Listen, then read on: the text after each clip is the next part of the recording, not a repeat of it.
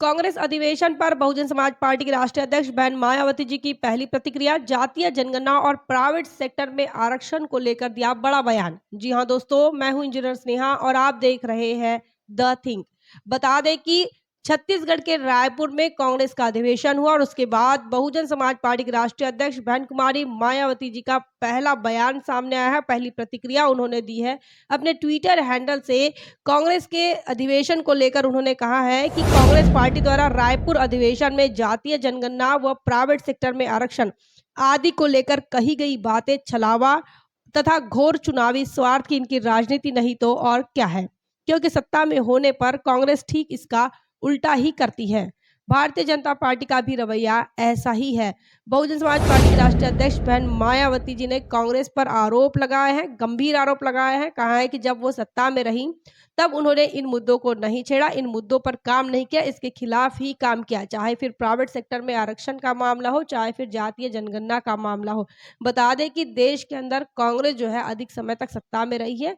कई राज्यों में भी कांग्रेस सत्ता में रही है और केंद्र में भी जो कांग्रेस है वो सत्ता में रही है, लेकिन इन मुद्दों को लेकर कांग्रेस ने कभी काम नहीं किया। इसी के साथ साथ बहुजन समाज पार्टी के राष्ट्रीय अध्यक्ष इन्होंने अपने ट्विटर हैंडल में यह भी लिखा है कि पदोन्नति में आरक्षण के चर्चित व महत्वपूर्ण मुद्दे को लेकर कांग्रेस व भाजपा द्वारा सपा को आगे करके संबंधित बिल को संसद में पारित नहीं होने देने की जातिवादी षड्यंत्र को भला कौन भूल सकता है, जिसका अति दुखद व दुर्भाग्यपूर्ण परिणाम इन वर्गों को आज तक भुगतना पड़ रहा है। बहन मायावती जी ने इन बातों इस मामले के साथ साथ आगे यह भी बात याद दिला दी कि जिस प्रकार समाजवादी पार्टी को आगे कर कांग्रेस और भारतीय जनता पार्टी के द्वारा पदोन्नति में आरक्षण का बिल जो है वो पारित नहीं होने दिया गया था, इस बात की याद भी बहुजन समाज पार्टी के राष्ट्रीय अध्यक्ष दिला रही है। और साथ ही उन्होंने ये कहा है कि जो समाज जो है वो इन बातों को नहीं भुला सकता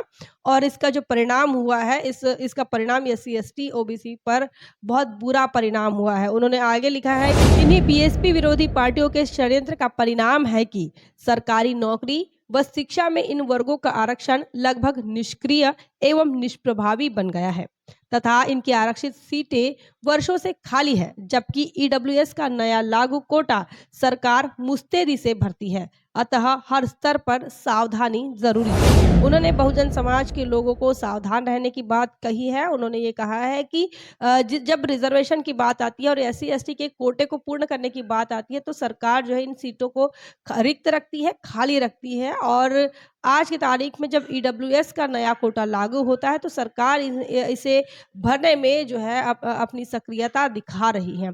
तो इसीलिए बहुजन समाज पार्टी के राष्ट्रीय अध्यक्ष इन्होंने कहा है कि बहुजन समाज को सतर्क रहना जरूरी है, सावधान रहना जरूरी है।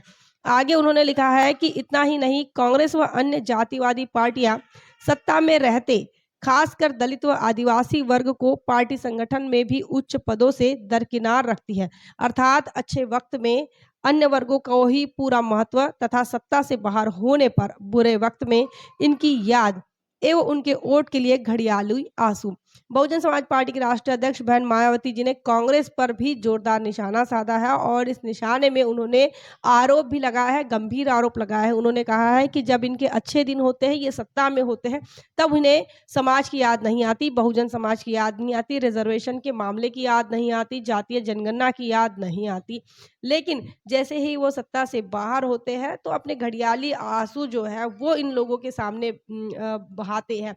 इतना ही नहीं, ये भी बहुजन समाज पार्टी के राष्ट्रीय अध्यक्ष बहन मायावती जी ने कांग्रेस को लेकर कहा है कि जब कांग्रेस सत्ता पक्ष में थी और उनके पार्टी संगठन में जब दलित आदिवासियों की जो स्थिति देखी गई तो उन्हें उच्च पदों से दूर रखा गया। ये भी बड़ी बात बहुजन समाज पार्टी के राष्ट्रीय अध्यक्ष बहन मायावती जी इन्होंने कहा है।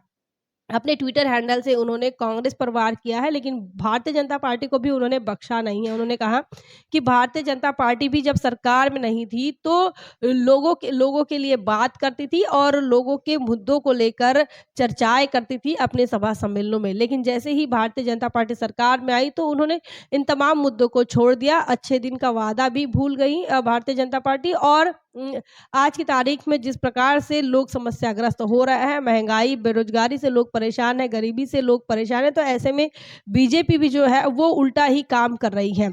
रही बात रिज़र्वेशन के मामले की, तो जब बहुजन समाज पार्टी ने पहल की थी और पदोन्नति में आरक्षण का मामला जब संसद में उठा था और बहुजन समाज पार्टी ने इसका समर्थन किया था। बहुजन समाज पार्टी चाहती थी कि यह बिल जो है वो पास हो जाए, लेकिन कांग्रेस बीजेपी ने समाजवादी पार्टी को आगे करके इस बिल को फड़वा दिया था और समाजवादी पार्टी के सांसदों ने इस बिल को फाड़ दिया था और ये इस बिल को पास नहीं होने दिया था। इस जिससे रिप्रेजेंटेशन का जो मामला रहा एससी-एसटी के, वो रिप्रेजेंटेशन का मामला आज भी जो है स्थगित है और उसका भुगताना आज भी बहुजन समाज के जो लोग हैं वो उसका भुगताना भरना पड़ रहा है, ऐसा बहन मायावती जी का कहना है।